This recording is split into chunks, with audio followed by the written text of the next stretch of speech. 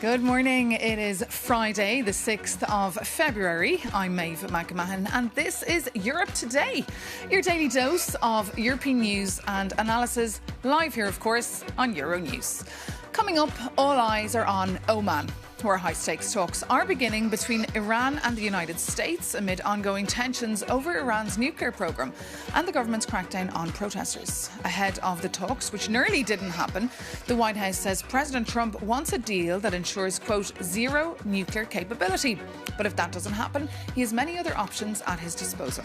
Trump has even threatened a massive armada if the Iranians don't come to the table. For the latest, let's turn to Euronews correspondent Shona Murray, who's following the talks very closely for us. Good morning, Shona. Good morning, Maeve. So look, what should we expect from these talks and what exactly is at stake today? Well, I mean, what's at stake is really destabilisation of the whole region, which is a massive thing. We're talking about what Trump is saying to the Iranians, saying there's going to be a massive armada, that the Ayatollah, the supreme leader of Iran, should be worried. We don't know exactly what the Americans are trying to extract from the Iranians. Now, you mentioned there, obviously, the end to nuclear capabilities, which is something that they may give into because we saw from Operation Midnight Hammer last year that there was a huge destruction of their capabilities. But we also heard from Marco Rubio, the US Secretary of State, yesterday, saying that he wants them to end their ballistic missile program and their sponsorship of terrorist regimes. The Europeans would like to see them end their drone program, which of course supports the Russians in Ukraine. So will they give in to all these concessions? Will they have to allow the United States into the Iranian oil market? Now, the regime itself, as we know, is very weak. The economy is really in free fall. Inflation is very high. The currency is very, very low at the moment. There's been decades of economic mismanagement, deep systemic corruption. And then we saw those massive protests in Iran over the last few weeks where we know at least 6,000 people were killed with the regime, but up to around 17 to 20,000 could potentially have been killed. So that's why we're actually at this table right now. So there was also a discussion over the last few weeks about regime change. And I caught up with Ehud Olmert, who's the former Israeli Prime Minister. And we know Israel has obviously had major confrontations with Iran over the past few years and also in the last few months. And I asked him whether he was optimistic or how he felt about these talks in general. Don't underestimate the Iranians. They are smart, they are cunning, they are manipulative, and they are playing a game. I don't think that any negotiations will change it. So with all the respect that I have for President Trump and his threats, I don't think that even a massive American attack will change the regime. At the end, it will be changed from within by the people of Iran. Ehud Olmert there with a very clear message for Donald Trump. And Shona, we heard as well during the week, regional powers putting a lot of pressure on President Trump not to attack, calling for dialogue. That's right. I mean, that's why we have this dialogue right now. And over the past few weeks when Donald Trump has been sabre-rattling the Iranians, regional powers, but even the Saudi Arabians have been saying, please do not engage in any airstrikes. We don't need any further destabilisation. We heard from people like Anwar Gargash, who's an advisor to the President of the UAE during the week, saying that the Iranians should use this opportunity to rebuild their economy, rebuild their relationship with the United States. We heard the same from the Lebanese Prime Minister, who said that Lebanon won't support Iran in this regard. So hope that there will be no further destabilisation, but we don't know if that's going to happen. Remember, last time Iran and the United States were engaged in diplomatic talks, that's when the Americans struck Iran last year. So we'll see what happens, but it won't be ended in just one day. It will not. Deeply complicated and deeply complex. Shona Murray, thank you so much for keeping across that story for us. And from one deal to another, you might have heard the last nuclear arms control agreement between the United States and Russia has reached its expiry date, though 11th hour talks are reportedly working to prolong it. The two sides are looking at a brand new START treaty, which would limit the size of nuclear arsenals and ensure inspections. For more, Sasha Vacalini now joins me in the studio. Sasha, tell us, why has this not been renewed yet? Bring us up to speed. Now, this is the very first time in over 50 years, half a century, when the US and Russia do not have any legally binding agreement limiting their nuclear forces. Now, let that settle in, that thought. This is hugely important now. At the same time, we have to say that the US and Russia, they do have 90% of all of the nuclear weapons in the world. This is the scale of the situation we are now talking about. Now, the latest one actually expired in 2021, but there was an automatic extension till until February 2026. And the sides were kind of mentioning the possibility of extending it, but not yet. Now, both have certain demands. And at the same time, what we've heard from Moscow ever since specifically its full-scale invasion of Ukraine is numerous threats to use its nuclear weapons, both against Ukraine and against the West. Moscow also actually changed its nuclear doctrine, making it easier to go into nuclear weapons. This time, this is what Dmitry Peskov, the press person of the Kremlin, had to say regarding the possible extension. He said that we view this negatively, the expiration, and express our regret. Our initiative to maintain the nuclear arms control limits for another year, even after the treaty expires, has also remained unanswered. Now, it did not really remain unanswered, Maeve. The United States and the Donald Trump administration responded to that, except they do have certain demands. Now, let's take a listen to the U.S. Secretary of State, Marco Rubio. The president's been clear in the past that in order to have true arms control in the 21st century, it's impossible to do something that doesn't include China because of their vast and rapidly growing stockpile. China's nuclear forces are not at all on the same scale as those of the US and Russia, and thus, China will not participate in nuclear disarmament negotiations at the current stage. Russia has suggested that the two sides continue to observe the core limits of the treaty. China calls for the US to respond positively, handle follow-up arrangements of the treaty in a responsible manner, and resume strategic stability dialogue with Russia at an early date. Indeed, China has around 600 warheads, Maeve. This compares to over 5,000 that the US and Russia have each of those countries. And yet, China's been growing massively, adding over 100 warheads each year to its nuclear arsenal. So there are reasons for concern there, and this is the strategy from the United States. Indeed, reasons for concern, Sasha. And where does that leave the nuclear arms race then? Well, this race has been on already for a while. Both the United States, Russia and China, as we just discussed now, they've been investing heavily in modernizing their nuclear arsenal. Now, the difference here is that Russia's been more vocal about it. Now, in November 24 and then in January 26, Russia actually used its conventional version of Oreshnik intermediate-range ballistic missile and also tested what it called the Doomsday's weapon, the Poseidon nuclear-powered and possibly nuclear-carrying drone, publicly speaking about it to the world. OK, Sasha Vaklina, thank you so much for that update. And actually, just yesterday, we saw the UN Secretary-General Antonio Guterres warning that the risk of a nuclear weapon being used is the highest in decades. But now, coming up, we will be joined by Ben Hodges, the retired US Army Lieutenant General and former Commanding General of US Army Europe. He's a well-known commentator on international affairs and defence issues. So we're thrilled to have him this morning with us on Europe Today. Good morning, Ben. Great to see you again. Thanks for coming on. Well, Maeve, thank you for having me back. Look, given these talks that we're all focused on today in Oman, the recent US force build-up and Trump's, of course, comments that the Supreme Leader should be very worried, what do you expect to come out of today? Unfortunately, nothing of real significance. I mean, I agree completely with what former Prime Minister Omar just said on your show. The Iranians are playing the game. They see that the U.S. president really does not want to do anything, and also that the Americans have not thought through what comes after a potential strike. I mean, we're good at the strike part, but we're not very good traditionally at figuring out what comes after that. And I don't think we know enough and don't have a plan for who would replace the regime or what would come in after it. And so I am honestly a bit skeptical.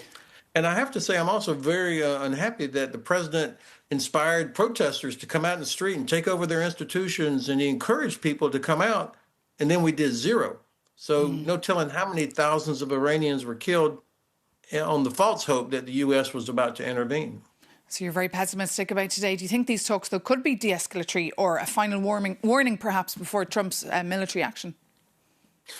Well, maybe a final warning might be part of it.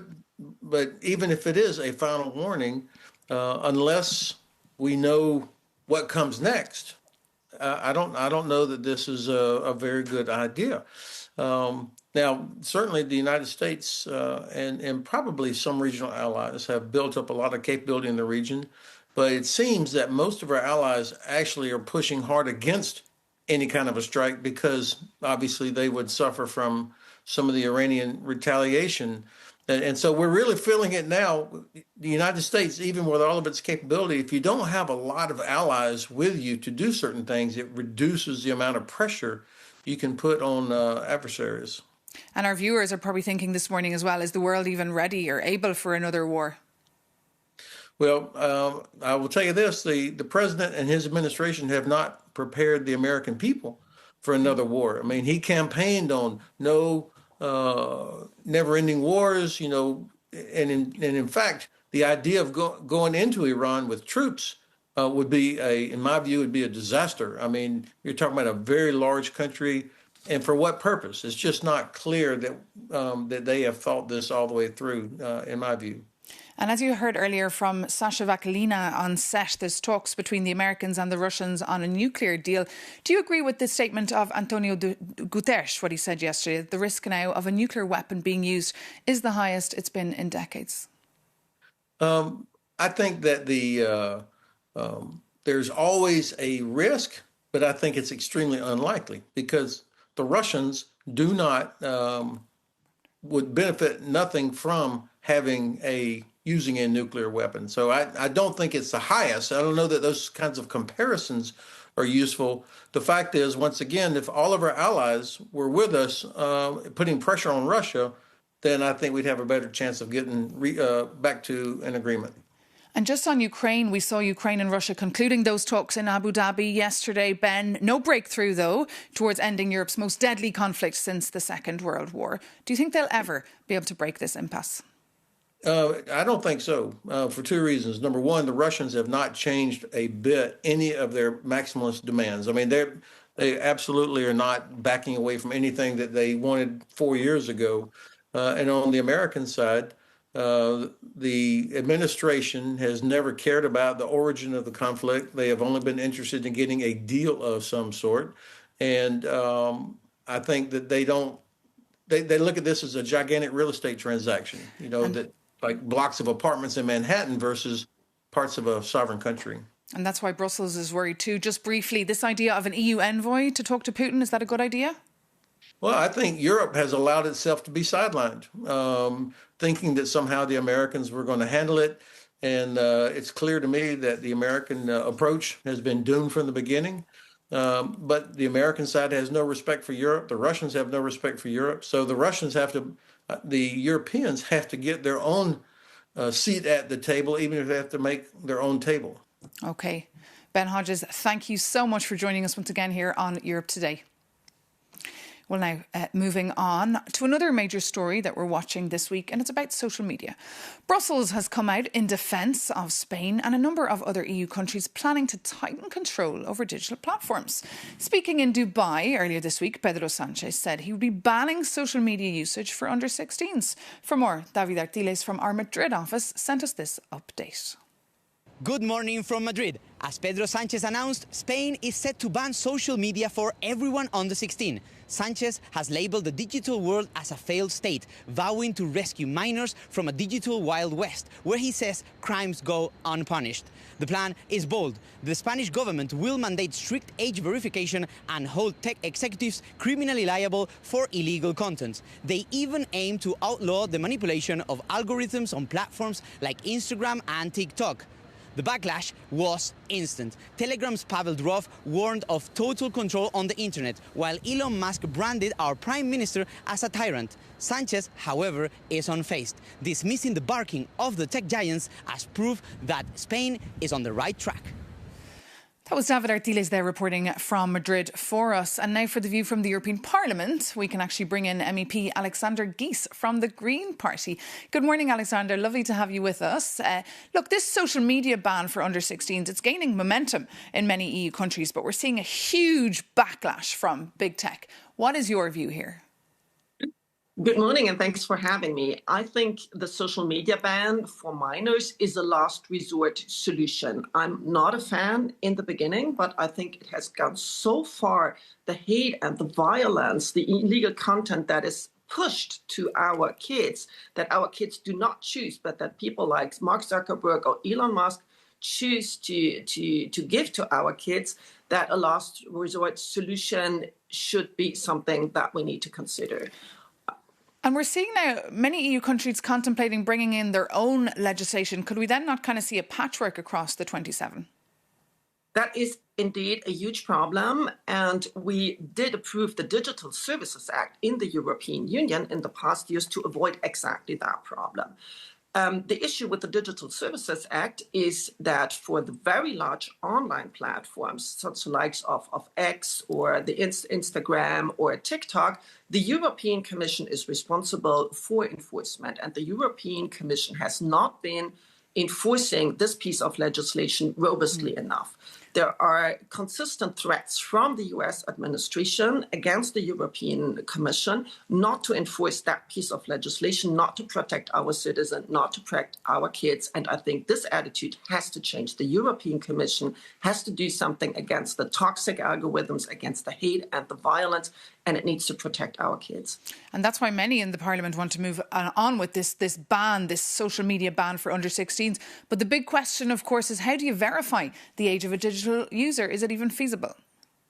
Well, it is feasible, but we do not have a technical solution yet that allows to identify a user, or better, to just verify the age of the user without using or ID or biometric data. And therefore, we need to develop that solution very quickly. And I'm hearing it's coming in the next month, where you can only disclose that single trait. So being over 16 or under 16, 18, over or under 18. Because I would very strongly advise against using or ID or biometric data, because that biometric data can be used to train AI. And we have seen on Grok how relentlessly that data is used for intimate images, for Alexandra example. Griesa, we'll have to leave it there. Thank you so much, though, for joining us this Friday morning. And it is indeed Friday the 6th of February, which means after months of prep and going way over budget, the Winter Olympics get underway today in Milan Cortina. Among the VIPs there invited are the US Vice President J.D. Vance and the French President Emmanuel Macron. Jakob Yanis has more.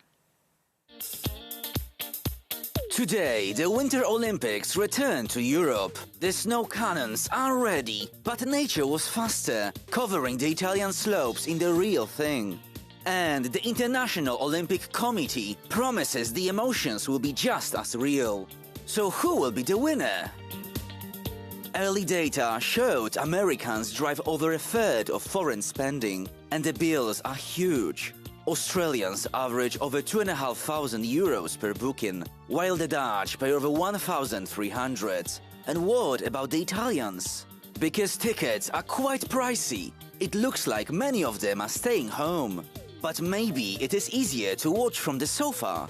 These are the most dispersed Olympics in history, spreading over 22,000 square kilometers. So if you want to see skiing after skating, get yourself ready for a 5-hour drive. And the organizers promise these games will be green. So let's cross fingers for that and hope it doesn't end like Sochi 2014 Winter Games in Russia. And that ended with illegal waste dumps in national parks and a massive price tag fueled by corruption. However, we won't see their flag this time, as Russia is banned because of its invasion of Ukraine. And what about the locals? In a recent survey, the majority of them foresee a positive regional impact and lasting improvements to infrastructure and transport.